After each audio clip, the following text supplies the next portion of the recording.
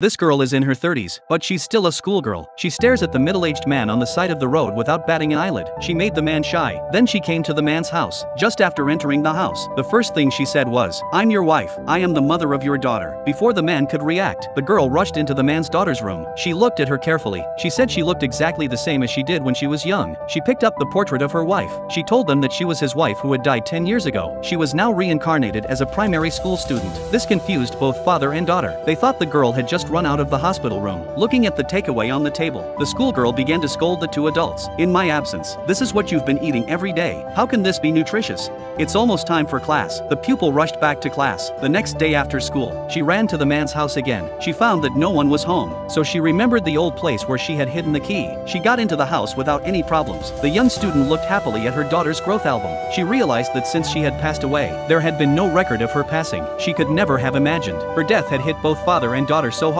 So she called the man and asked him to meet her at the usual place, but he didn't take it seriously. In the car on his way home, he saw the schoolgirl in the same place where he and his wife used to meet. The schoolgirl clenched her fist. She wanted to beat the man up. What's more surprising is that the schoolgirl dragged the man to the mall. "I'm your wife," he kept saying. There were strange looks from the people around. She took the man to buy a mobile phone. After getting the phone, the girl managed to add the man's contact details, but what the man didn't expect was, he woke up every morning to receive a good morning message from the girl. After a long wait until Sunday, the schoolgirl found the man early in the morning. The schoolgirl said that during her absence, how could the house be so messy?